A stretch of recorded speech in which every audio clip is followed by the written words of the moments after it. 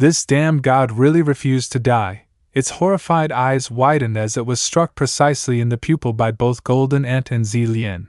With one sharp blow, blood gushed out in a deep crimson stream, and the radioactive octopus was officially dead. It stammered out its last words. Unbelievable, unbelievable that I. Before its tattered body collapsed backward, yet before it could even touch the ground in a heroic sacrifice, there was a sudden burst. Its body shattered into fragments. Dissolving into nothingness, the only trace left was the dust lingering from the brutal battle. Not even a single octopus tentacle remained. The ground was cracked and broken, and the two fighters were still panting heavily. Trying to catch their breath, each had lost a limb, and both slowly lowered themselves. Exhausted, Golden Ant spoke up. I finally defeated it. But my blade is shattered too. Without Zelan's help, they might not have been able to completely eliminate this material god. Their battered bodies were covered in deep cracks and blood. The main enemy was dead. But their mission wasn't over yet. They still had to wipe out the remaining beasts below. But they were too exhausted. After all, their allies were already down there handling the situation. Could they take a short break? Golden Ant thought about resting to recover. But things never went as planned. Suddenly, rocks and debris behind them were lifted into the air. Both of them felt something was off. The top of the black tower had been destroyed. Yet now a pillar of bright green light descended from the sky, enveloping it and making it glow ominously. What was happening? They had already killed the god, hadn't they? Zelan stared in confusion, having no clue where this pillar of light came from or if it had appeared on its own. Can someone tell me what the hell is going on? Zelan muttered. Fortunately, someone who could explain had arrived just in time. Zhu Juan, with one wing still dripping blood, managed to reach them just as the black tower was engulfed in green light. This is bad. The energy radiating from that pillar is getting stronger. Golden Ant. Zelan, destroy it now. Zhu Juan shouted. Golden Ant looked up at Zhu Juan, intending to ask, wasn't our destruction enough already? The pillar was no longer even visible, and both of them were too weak to do much more. Couldn't someone stronger handle this? But before they could even ask, Zhu Juan urgently yelled, that pillar is a key part of the formation. I don't know what it's trying to do, but we absolutely cannot let it exist. Understood. Golden Ant had no time to hesitate. Even though its left pincer was cracked, it could still be used. Channeling all its remaining power, Golden Ant gathered an immense surge of energy, causing shockwaves to erupt beneath its feet. The sheer intensity of the spiritual energy caused the ground to tremble and crack.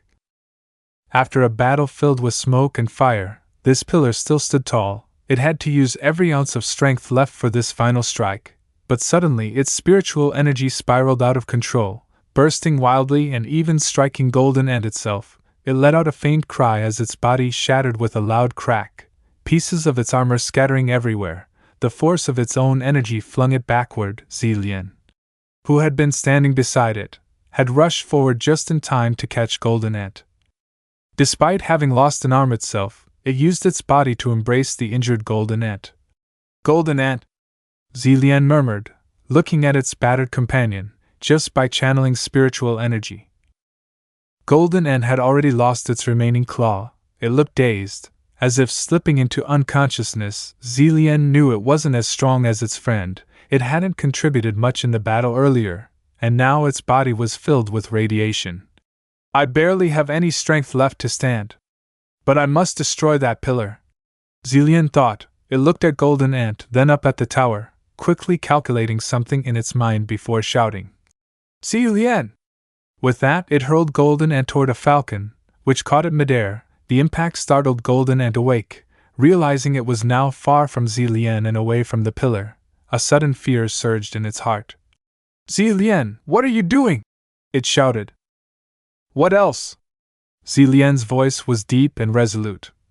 I can't always rely on you to handle everything. You rest, leave the rest to me. With their current strength, destroying the pillar was nearly impossible. I have to take the whole tower with me. Zelan muttered. What? Golden Ant was stunned. If they could barely damage the pillar, how could Zelan possibly lift the entire tower? But then Zelan declared, I'll take it into the void. A deep sadness in its voice, and suddenly, everything made sense. Zelan had never been the strongest in combat. Its offensive and defensive abilities were never its strong points. There was a time when you questioned it. Do you think you deserve to stand at the same height as Golden Ant? If you keep this up, you'll only hold it back. Unlike other beasts that could fight and level up, Zelan's progress relied on the willow tree's guidance. Its space-manipulating abilities were given to it by the willow tree, and deep down, it always wondered if it truly had the right to stand beside Golden Ant. Today, it found its answer. With a powerful stomp, Zelan declared, "Master, you were wrong. I absolutely can fight alongside Golden Ant."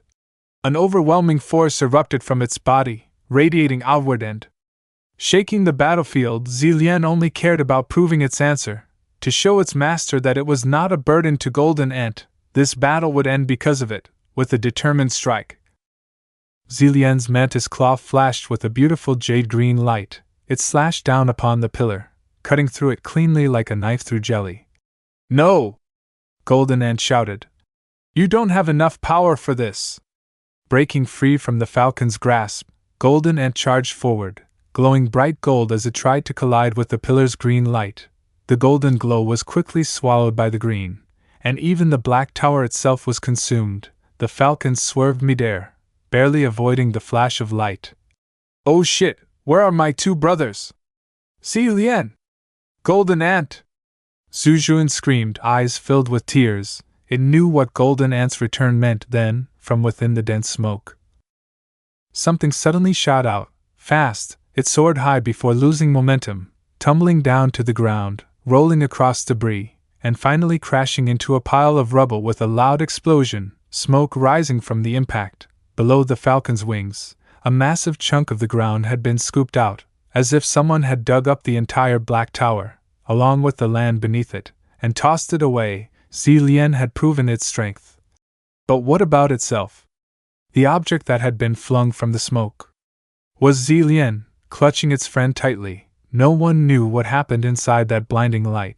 But when they emerged, Golden Ant's body had been reduced to only its upper half. Zelan held it close, its expression filled with sorrow. Golden Ant, it called out softly. Hearing its friend respond weakly, it murmured, "I won't let you die anymore, absolutely not."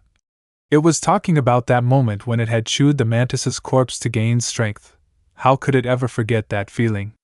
Golden Ant had enhanced its endurance to protect the mantis, but now its own body was gravely wounded. A gaping hole pierced through its chest, half of its lower body was gone. How could it possibly survive? Zelan's tears streamed down uncontrollably as it sobbed loudly. "Don't die, please don't, Golden Ant!" Hadn't Golden Ant wanted to perish alongside the Black Tower? Why had things turned out this way? Wait, Zhujuan! Zhujuan! The essence of life. Clearly, the Kestrel also wanted Golden Ant to live, yet it remained silent as it took in the scene before it. Its eyes glistened with unshed tears. But it didn't answer Zelan. Instead, it dashed madly between the cities. Where could it even find the essence of life now? If it had any, it would have given it from the very start. There was nothing left to do but let go. Golden Ant murmured weakly to its friend. Qingfeng was still the name that rolled off the tongue more smoothly. But was this really the time to be talking about that? The mantis wanted to tell it to hang on. They both had to. Either of them was allowed to die.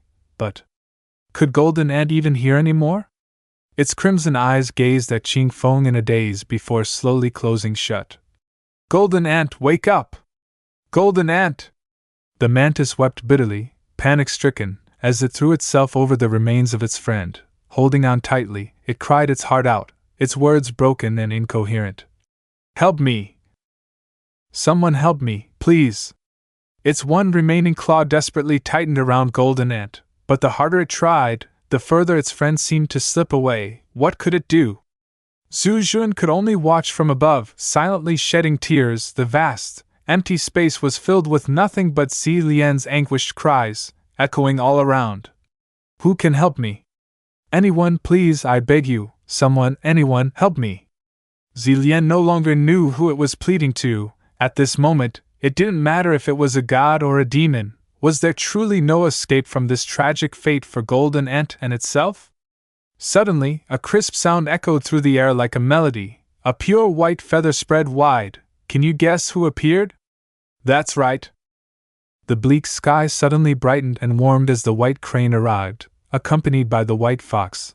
Their arrival, as pure and radiant as hope itself, made Zelan momentarily forget to cry.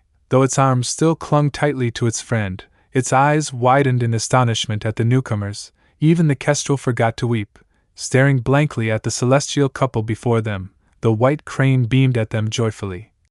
"Who was calling for me?" it said. "I'm here." Between its beak it held a brand new vial of life essence. "And please, don't ask where Brother Crane has been lately. He hasn't shown up because every time he does, everyone is left in awe."